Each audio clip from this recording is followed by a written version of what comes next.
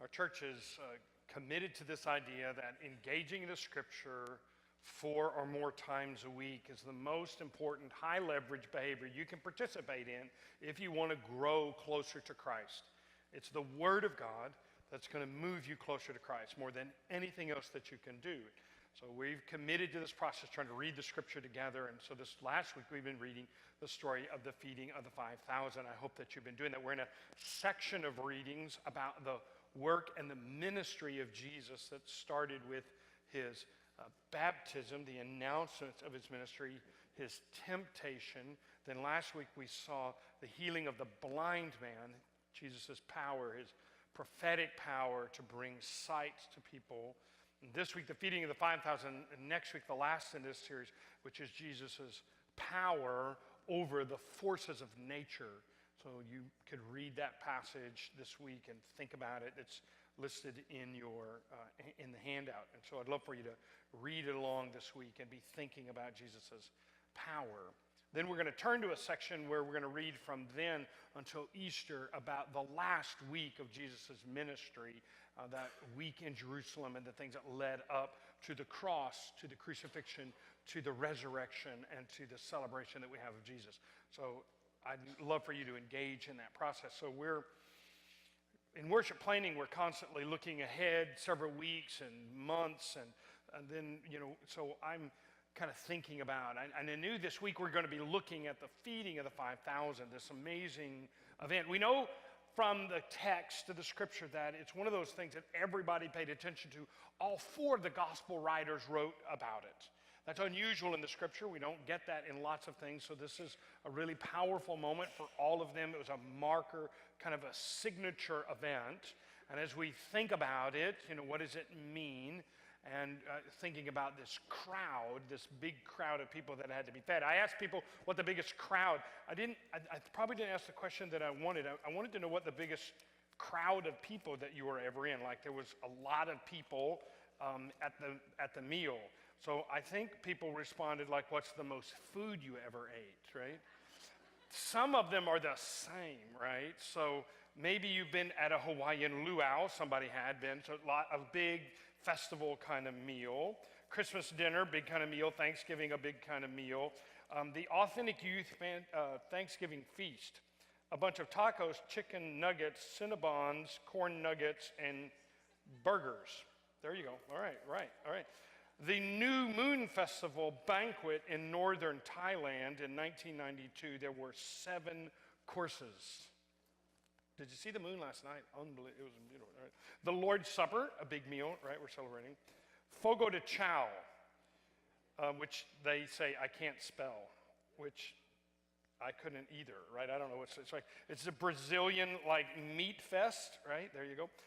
The Texas Baptist Men feeding team, feeding a big group of people.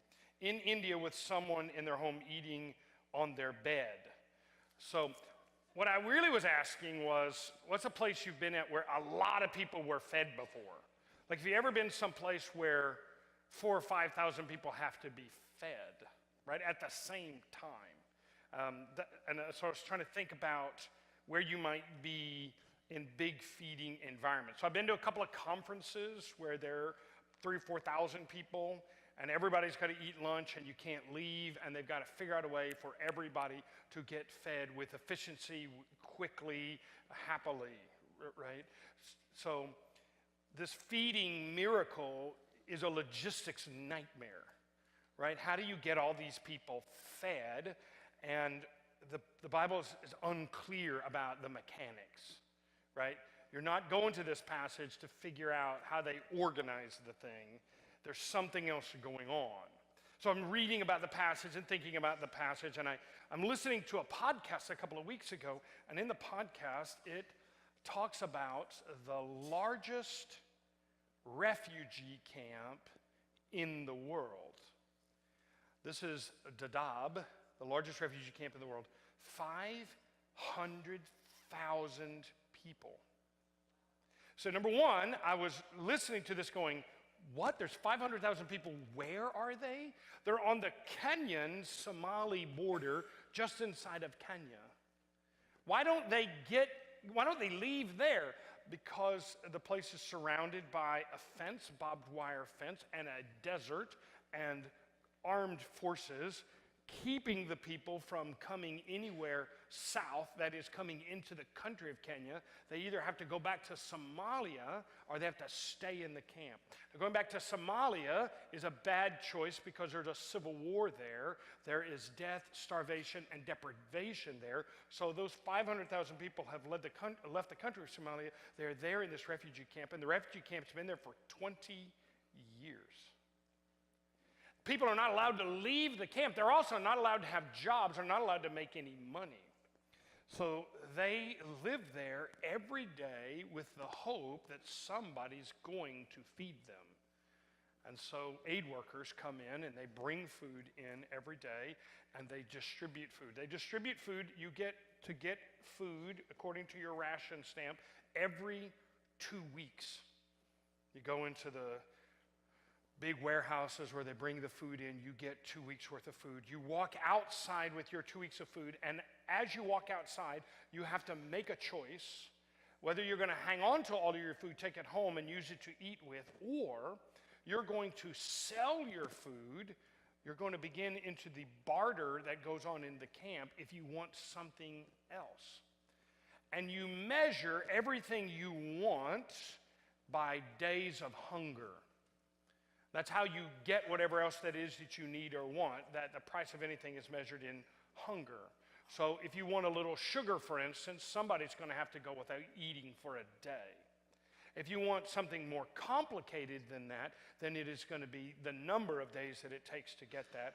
And so people want things like you want, and they have opportunities, and they're trading food for resources in order to get that. And some things take maybe a year's worth of hunger. That is going without a meal once a week for what years, right, to get that done? 7 years would get you there. You can imagine measuring all of your stuff by days of hunger that it took you to get it. And I was just stunned reading about the story and thinking about what it must be like to be in charge of that place, to have to wake up every day and say, I got to help feed 500,000 people today. If we don't feed them, they will starve. The amount of money that the world countries have given to the cause has decreased. And the Dadaab used to be much smaller. It used to have only 300,000 people. But in recent troubles, the last year and a half, it's grown to 500,000 people. And so it has grown and money has decreased. So 3 times in the last 18 months, they have cut people's rations smaller and smaller amounts. I was thinking about the people in Dadaab, and I was thinking about thinking about food and feeding people.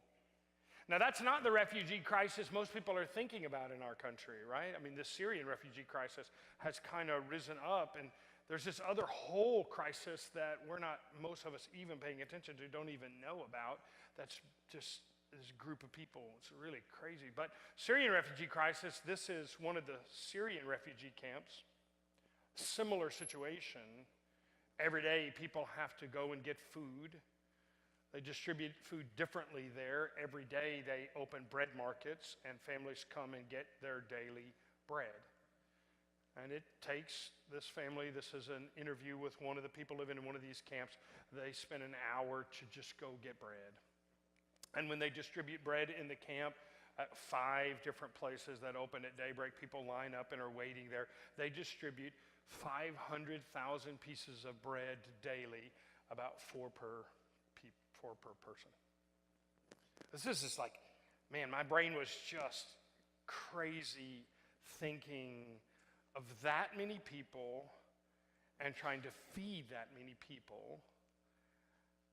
And it was helping me think about the feeding of the 5,000 as an event, as a tangible moment, as we got to figure out how to get this food to those people, and they need help. They need to be fed. They deserve to be fed. They ought to be fed. How are we going to take care of that? I want to look at the passage and then try to think, what are we supposed to do with it? So open a Bible to Matthew for just a moment, and I'm going to begin reading in verse 13 of chapter 14. When Jesus heard what had happened, he withdrew by boat privately to a solitary place. And hearing this, the crowds followed him on foot from the towns. When Jesus landed and saw a large crowd, he had compassion on them and healed their sick. As evening approached, the disciples came to him and said, "This is a remote place and it is already getting late. Send the crowds away so that they can go to the villages and buy themselves some food." Jesus replied, "They do not need to go away. You give them something to eat." "We have here only 5 loaves and bread and 2 fish," they answered. "Bring them here to me," he said. And he directed the people to sit down on the grass, and taking the 5 loaves and the 2 fish, and looking up to heaven, he gave thanks and broke the loaves, and then he gave them to the disciples, and the disciples gave them to the people. They all ate and were satisfied. And the disciples picked up 12 basketfuls of broken pieces that were left over, and the number of those who ate was about 5,000 men, besides women and children. So, there's days, aren't there, in your world, in your life, when you're thinking about, like when I'm thinking about Dadab, and I'm like, Jesus, could you just, turn the rocks into bread? Can you just, you did it before in the desert, right? Just every morning people woke up and there was bread. Can't you just do that again? Can't you do those miracles? Just give them more bread. Give them bread. Make it happen. What's interesting about this miracle is it's a one-timer. Jesus isn't trying to institute a new policy, a new way, a new design for feeding people. He's not trying to figure out that, when you wake up and go into the kitchen in the morning, you open the cabinet and there's a new loaf of bread there. It just appears, right? He doesn't none of that gets described. It's clear that Jesus is that's not what he's trying to focus on. He's not trying to get us to do something different. He's trying to say something to us. What's he trying to say? What is he trying to say to me? I wasn't there, but what am I supposed to see looking at that now? What am I supposed to see by looking at that story? The first one, you don't have to go anywhere. You don't have to go away to solve the problems of your life. See, the disciples' natural inclination when facing a crisis and a trouble was to look at the people and say, you need to leave, go away, and solve this on your own. You're on your own with your problems. You're responsible out there. Go take care of it. It's up to you. It's your work. Jesus says to the disciples, don't send them away. Don't tell them they got to go somewhere else. They need to stay right here. You don't need to go away. That Jesus wants to tell you from the very beginning that there isn't any problem that you can solve without him. You can solve better without him.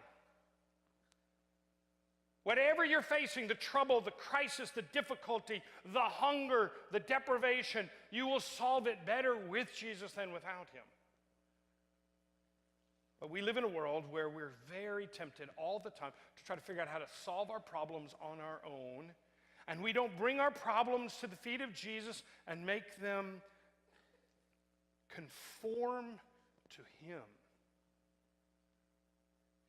Like financial problems, so often people are trying to figure out how to solve them their own, and they try to then solve them through all sorts of means that don't measure up to the way of Jesus.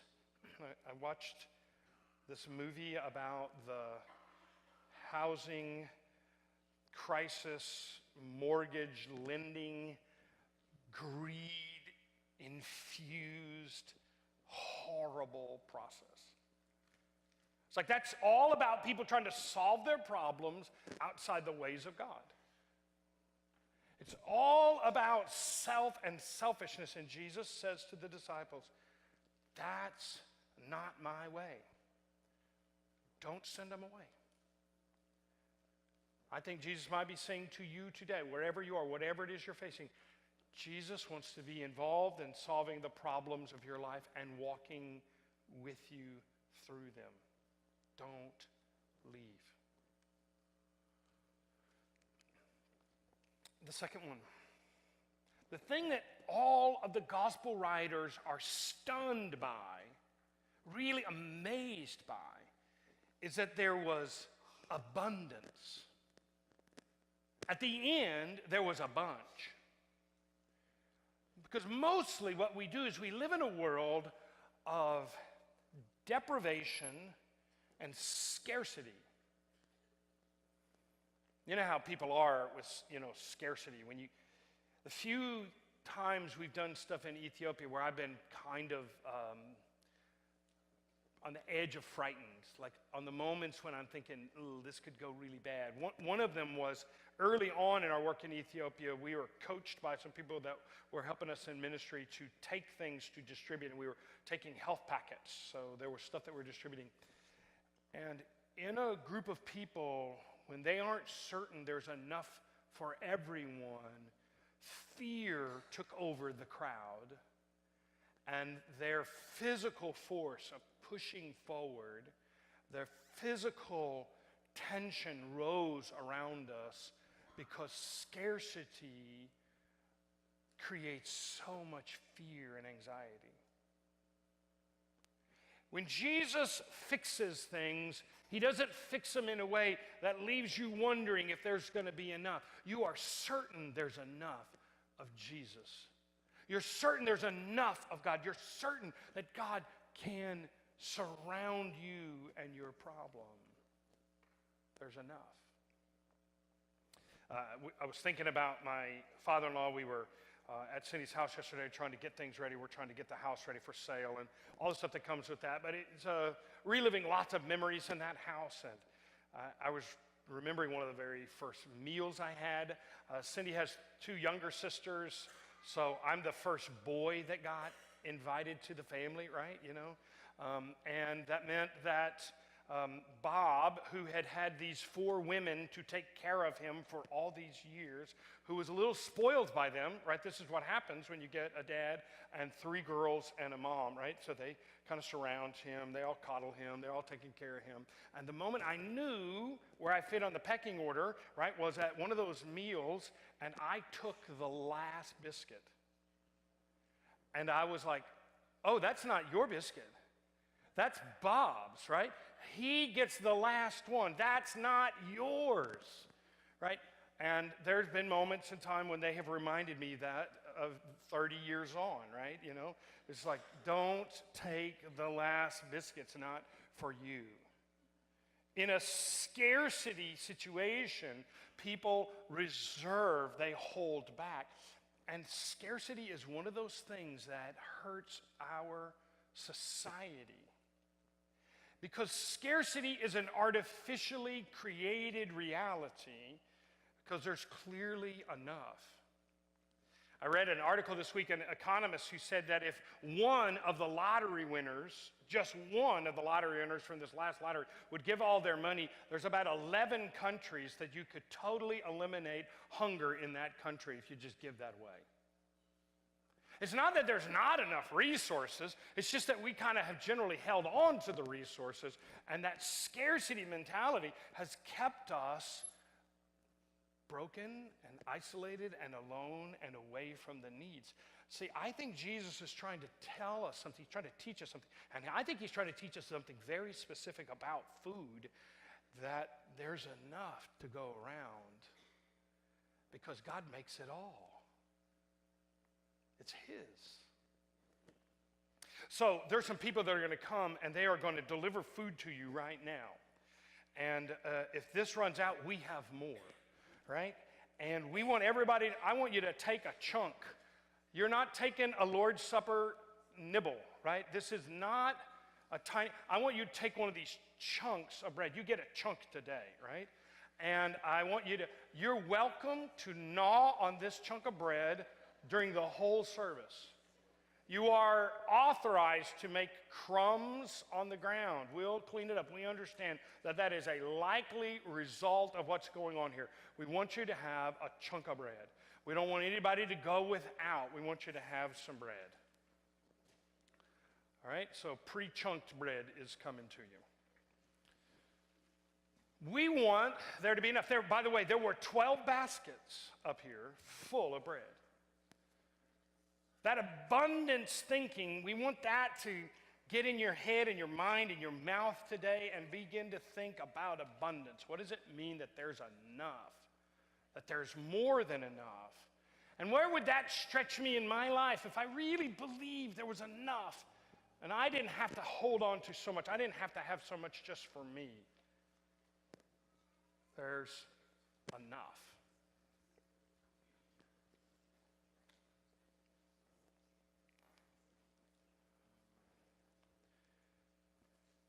The last thing, it says that Jesus was motivated. Can I have? Yeah, thank you. It says that Jesus was motivated by compassion. It says that when Jesus saw the people, he had compassion on them. Verse 14. He cared about them. He saw their need and he loved them. He saw their brokenness and he wanted to try to help the problem. He loved them. So maybe I think that what Jesus is trying to say to us is, look, I want you to follow my way. And my way might be really different than the way of the world. And my way, while his opportunity at that moment was miraculous, what he's saying to us is, look, if you'll just go his way, that is, you'll stay really close to him. You'll choose his way over anybody else's way. I'm not going away. I'm not going to go solve my problem somewhere else or see it from some other perspective. I'm going to see it from Jesus' perspective. Stay in him. And then, secondly, believe that there's enough if we shared. What do they measure? What do they say? Well, we have a couple of fish and we have 5 loaves. And we read all of the text and we find out there was a little boy who had that with him. It was his lunch. One of my favorite sermons I heard from a lady named Jill Briscoe, great teacher, great preacher, fantastic. Her sermon was, I have a hunch he wants your lunch. It's a great sermon. It's like there was a little boy, there was somebody, this was somebody's food. They offered it up. And then Jesus invites us to that idea. Maybe the miracle that needs to happen is for you to be willing to share, to believe there's enough. Cleaning out my parents-in-law's house, going to the dump in Arlington. Most of us were living with too much stuff. Somebody's going to go through your stuff one day and they're going to go, why'd they keep that? Why'd you keep that? Why'd you have that? Why'd you buy that? Another Big Billy Bass? Really? You need another one of those? There's an adoption center in Arlington, just in case you got one you want to get rid of. They'll take it off your hands there. It's too much.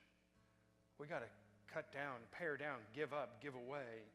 I was teaching on last Wednesday night, and we were doing a series on the most important dates in the history of the church. And so many of these dates begin when somebody faced the reality of materialism in their life and they gave a bunch of stuff away. And that was the spiritual impetus for their change.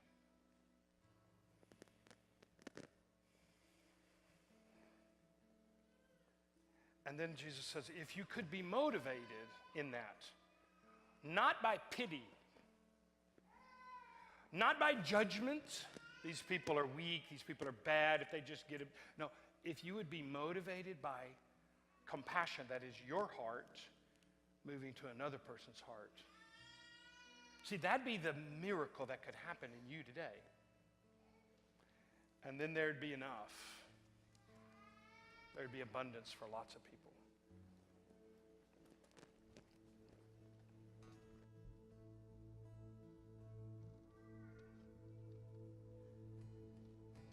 Christ is enough for me. Christ is enough for me. Everything I need is in you. Everything I need. Christ is enough for me. Christ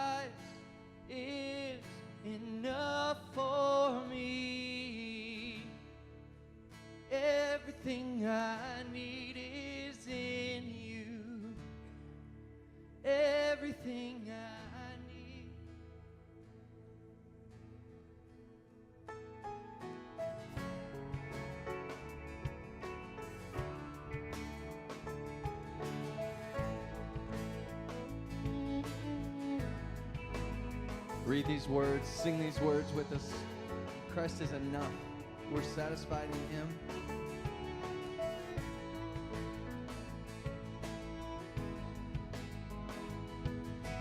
Christ is my reward and all of my devotion.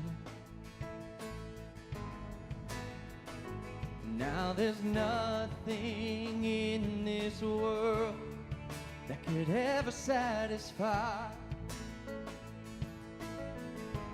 Through every trial, my soul will sing, no turning back. I've been set free. Oh, Christ is enough for me. Christ is enough for me. Everything I need is in you. Everything I need. Christ, my all in all, the joy of my salvation. And this hope will never fail. Heaven is our home. Through every storm, my soul will sing, Jesus is here. To God be the glory. Christ is enough for me. Christ is enough for me. Everything I need is in you. Everything I need. Would you stand with us when we make this proclamation together? That we've decided to follow Jesus. No turning back. Let's sing this out, church. I have decided to follow Jesus. No turning back. No turning back. Just like that. I have decided to follow Jesus. No turning back. No turning back. The cross before me, the world behind me. No turning back. No turning back. The cross before me, the world behind me. No turning back. No turning back. You're enough. Oh, Christ is enough for me. See that? Christ is enough for me. Yeah. Everything I need is in you. Everything I need. Christ is enough. Christ is enough for me. Christ is enough for me. Everything I need is in you. Everything I need. I have decided to follow Jesus. No turning back. No turning back. I have decided to follow Jesus. No turning back. No turning back. Sing that again. I have decided to follow Jesus. No turning back.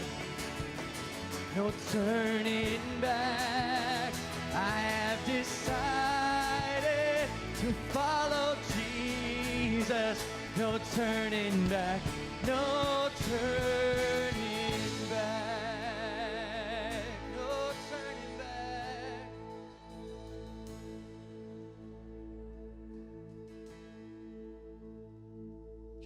just as I am, without one plea, but that thy love was shed for me,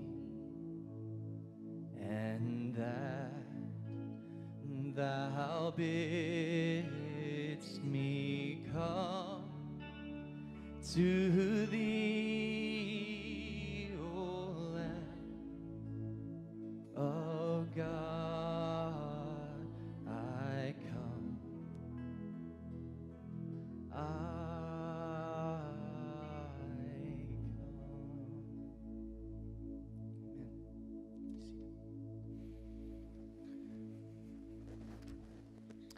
That crowd that Jesus was ministering to was a very specific crowd, responding to a very specific situation. And you could tell, that in the midst of that, there was some stuff, right? There was some crazy stuff going on. If you'll back up just a little bit from the passage where I started reading from verse 13, just jump up to verse 6 for a moment. On Herod's birthday, the daughter of Herodias danced for the guest and pleased Herod so much that he promised with an oath to give her whatever she asked. Prompted by her mother, she said, "Give me here on a platter the head of John the Baptist." The king was distressed, but because of his oath and his dinner guests, he ordered that her request be granted, and he had John beheaded in the prison. His head was brought in on a platter and given to the girl, who carried it to her mother. John's disciples came and took his body and buried it. And then they went and told Jesus. And when Jesus heard about what had happened, he withdrew by boat. The context, the thing that had just happened, was the assassination, the murder of John's cousin, John's friend, and the hero of the people. I mean, this was not an ordinary person. This was a person that many people thought was a prophet. Some thought he might be Elijah. Some thought he might even be the Messiah. And he had just been cruelly murdered. Everybody knew. His disciples came. Jesus hears. He withdraws. They are all processing the moment.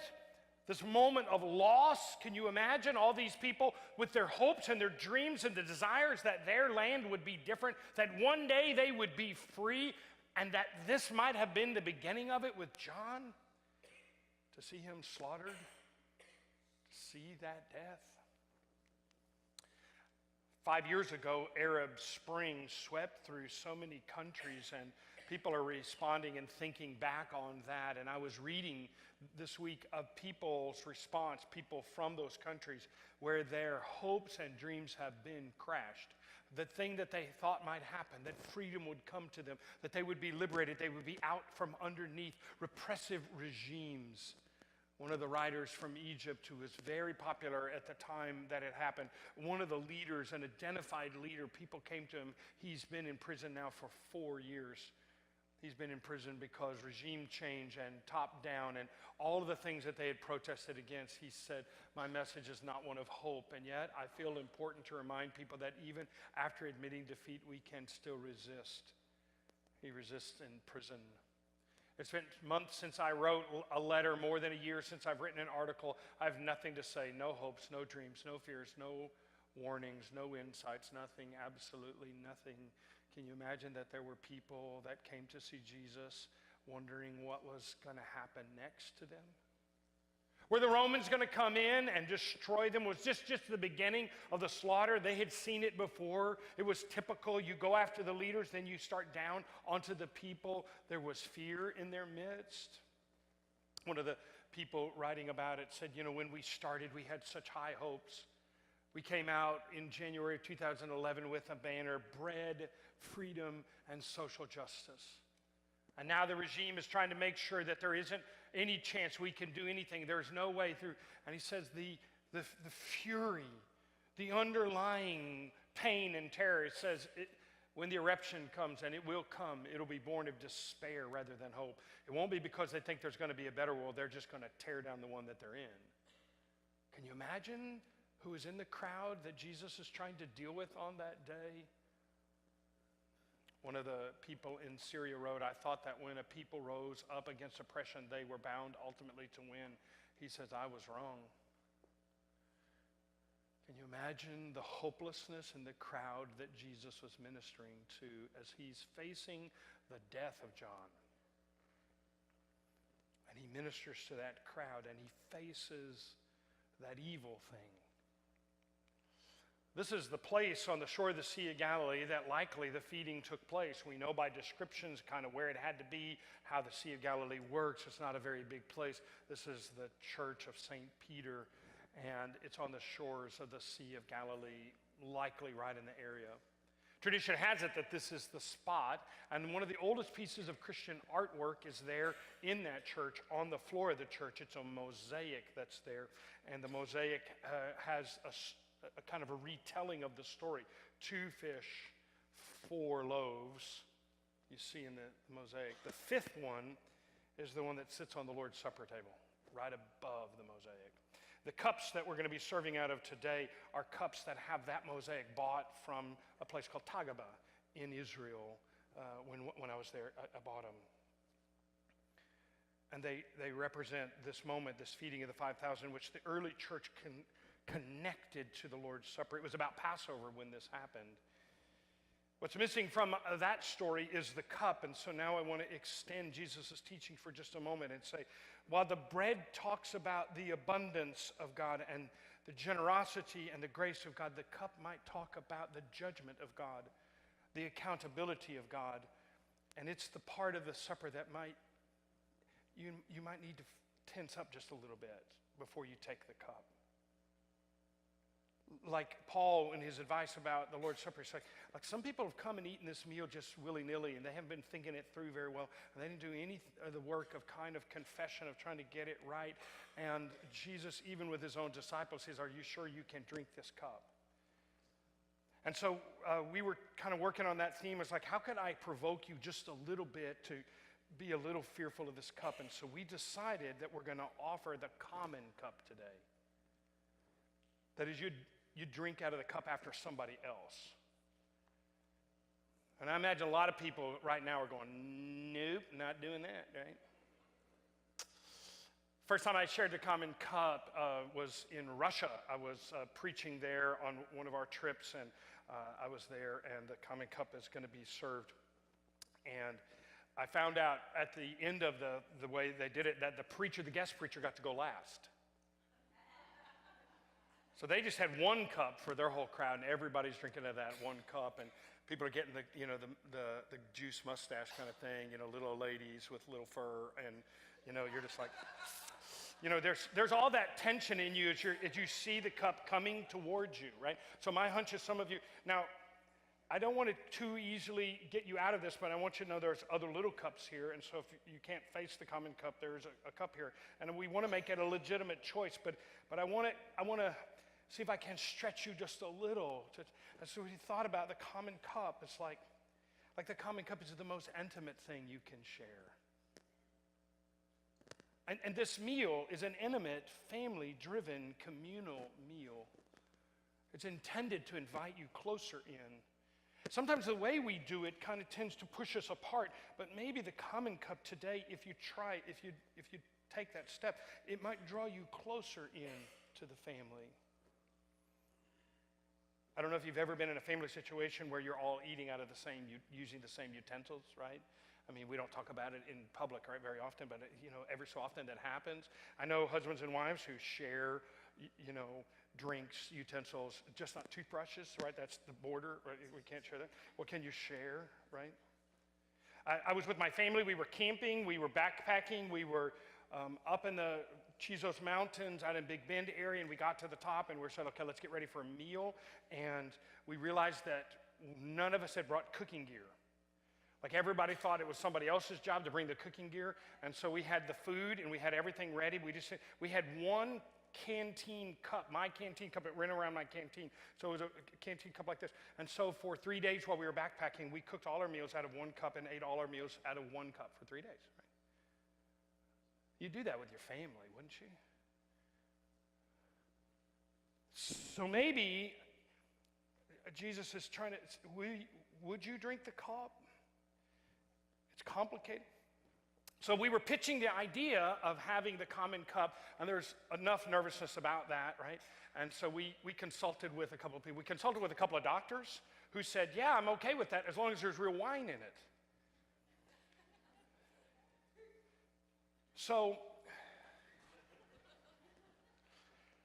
we had to talk about that for a while, right? And we decided they were right about that. So I want you to know before you come near it that that's real wine that's in there. Now, interesting about the wine that's in there, it's from somebody in our church. It's from their vineyard. The Littletons brought it for us today. And they were telling me about the grapes that the wine is made from was brought here by monks from Spain because they didn't think that the grapes in Texas made good communion wine, and so they brought specific grapes from Spain. Part of it is made with those. Now, there was a lot of conversation about that, like if we served real wine, are somebody going to get mad? And I imagine there might be somebody right now thinking about getting mad. You're not sure about that yet, but you're thinking about it, right? You're thinking about leaving and being. I just want to remind you that Jesus' first miracle was turning water into wine. I want to remind you that the Lord's Supper, the original one, was around a celebratory meal, which was Passover, which was always held with wine. And so we're connected to the Jesus tradition in this moment. Now, we've provided an option. This is not wine in the little cups, right? Now, the other thing is people's cootie factor, right? It's like you're thinking about that a lot. I just want you to know that I have this report here. The International Journal of Infectious Disease. Infections associated with religious rituals. And right here, in this section number 4, the common communion chalice. It's a fancy word for cup. I'm just going to read you a couple of things. All studies conclude that the risk of spreading disease cannot be excluded, but is extremely low. And the conclusion to their article is, there has never been a documented case of an illness caused by sharing a chalice reported in the literature. So to those of you that are a little worried, I do want to say at least we thought about all that. We talked about all that. We're doing the best that we can. We've got real wine. We've got people that are going to wipe the lip with little hygienic alcohol wipes. So we're going to do everything we can. But I want to stretch you just a little to face it. And even if you're not going to do it, to think about it, because I think that Jesus was trying to stretch us all. Rise up, Jerusalem, you who have drunk from the hand of the Lord the cup of his wrath. Like all that reluctance, all that stuff in you, all that resistance, all that hesitation, like Jesus was hesitant to drink the cup. He said in the garden, may this cup be taken from me. I don't want to do it. I don't want to do it, God. I don't want to do it. Do I have to do it? He's struggling. He's struggling with that. He's arguing with the disciples. They're trying to get him to not go the way of the cross. And he's like, shall I not drink the cup the Father has given to me? And they took up the cup, and when he had given thanks, he gave it to them, and they all drank from it. We're not taking the bread again. This is just a confrontation with the cup. The cup of his wrath, which reminds you of your sin and your brokenness and his blood spilt out for you. And you're invited to come and take the common cup or take the individual cup. And whichever way, nobody's here to judge you about that, but if stretching you spiritually today would help you and the common cup might help, we want to stretch you into the moment. And if it wouldn't help you, if it would distract you from following Jesus, then don't go that pathway. Go the pathway that's going to help you today. But come to the cup. Would you come? If those are going to serve, will come and be ready. They'll be at the sides. We'll serve like normal. You'll come forward and take the cup if you'd like to. Sorry, if you don't want to take anything at all, you can still come forward and just cross your hands across your chest and pass. Also fine. Oh, sorry, yes, a lot of rules. If you're an unaccompanied minor, we think it'd be better for you to take the little cups. If you're with your family, they'll coach you on what to do. Okay? There we go.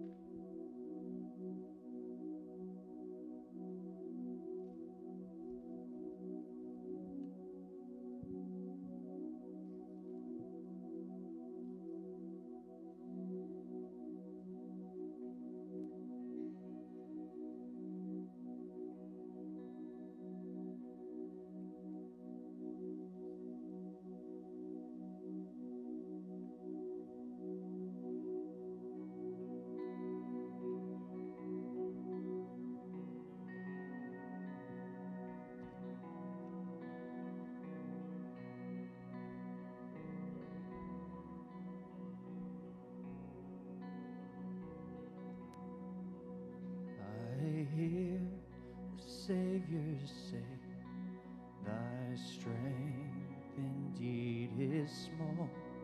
Child of weakness, watch and pray. Find in me thine all in all. Jesus paid it all to him I owe. Sin had left this crimson stain, he washed it white as snow.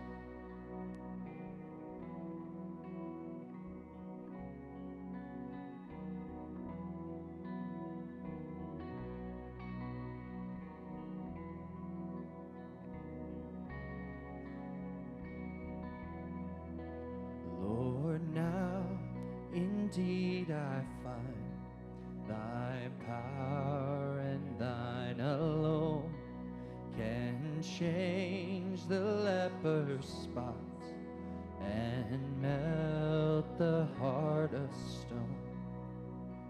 Jesus paid it all to him I owe. Sin had left this crimson stain, he washed it white as snow.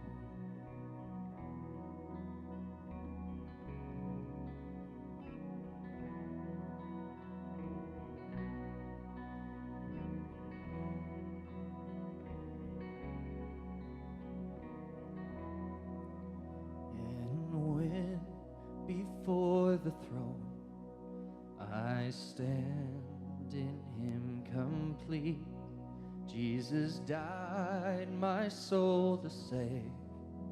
My lips shall still repeat, Jesus paid it all to him I owe. Sin had left this crimson stain, he washed it white as snow. Sin had left this crimson stain, he washed it white as snow. He washed it white as snow.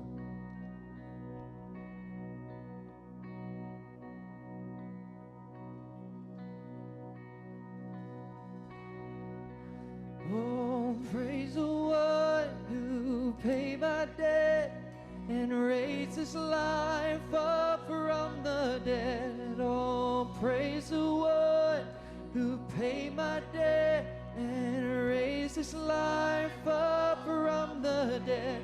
Oh, praise the one who paid my debt and raised his life up from the dead. Oh, praise the one who paid my debt and raised his life up from the dead.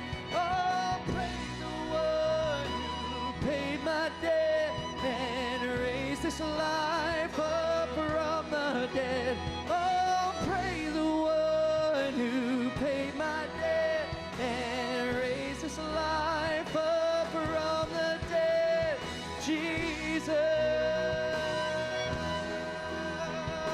oh, my Jesus, yes, oh, alba aquel precio pagó sobre la muerte venció. Alba aquel precio pagó sobre la muerte venció. Alba aquel precio pagó sobre la muerte. Let's stand and sing. Alba aquel precio pagó sobre la muerte venció. Alba aquel precio pagó sobre la muerte venció. Alba aquel precio pagó sobre la muerte venció.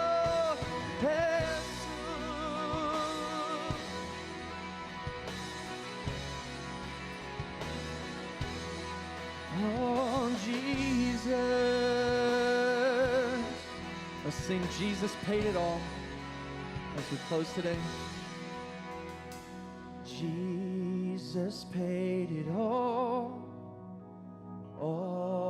to him I owe. Sin had left this crimson stain, he washed it white as snow. Would you be seated for just a minute? Let me tell you a couple of things. Number one, thanks for stretching a little, trying something. Many of you tried something, maybe you hadn't done it before. I kind of can think back at the times I've done it before. We were in England and we were invited in all the times there. I don't know if you know this, but around the world, this is primarily the way that people experience the Lord's Supper. In fact, it was unheard of even in America for people to have the individual servings till the late 1800s. Almost entirely American history is sharing the common cup. It was something that happened in the late 1800s. People began to worry about the transmission of illnesses and disease. That's what caused us to kind of go that direction. But if you travel around the world, you'll probably be invited to the common cup. So maybe this will be an experience that might link you to Christians all around the world.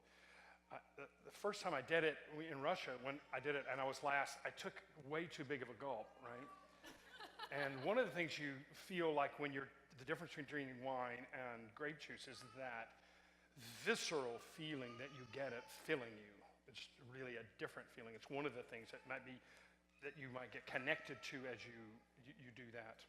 Some people said it was just are we going to keep doing this? And I was like, I can't imagine doing this more than this time. We've prayed and talked about it all week long, trying to see if we could get the right tone to get this as a possibility, that's an opportunity for you to kind of confront the cup. See, I think Jesus was trying to confront us in that story of the 5,000. Like, if there's hungry people now, it's our own fault. God doesn't need to do any more miracles. He's got enough. He's given us enough. He's made enough. The miracle needs to be that we change. And until we confront ourselves, until we confront our sin, our selfishness, we won't be able to solve the problems that God needs solved in the world around us. It's us that are the problem, not God. And so maybe as you leave today, you'll leave thinking a little, have that burning inside of you just a little bit. God, how do you want me to help solve the problems in the world around me? Two things I want to say that you might notice. This is a new Lord's Supper table. It was made by Robert and Lynn Hoover and Steve Gowan for us. It's made out of the reused, repurposed wood that came out of the cupola when we took it down. We saved a bunch of that wood, and they have hand-labored on it and cared for it and giving it life in our church, and it's such a beautiful piece. I'd love for you to thank them and come see them. Really great. And I saw Drew Douglas back there, and I heard that Drew Douglas won Citizen of the Year in our community. And I want to say, way to go. Way to go.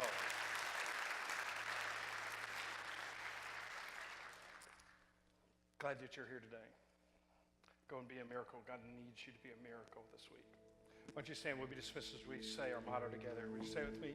Love God, live like Jesus, serve others. I have decided to follow Jesus. No turning back. No turning back.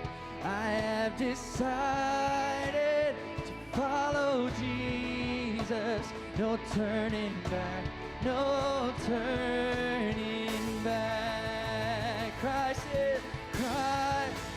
is enough for me. Christ is enough for me. Everything I need is in you. Everything I need.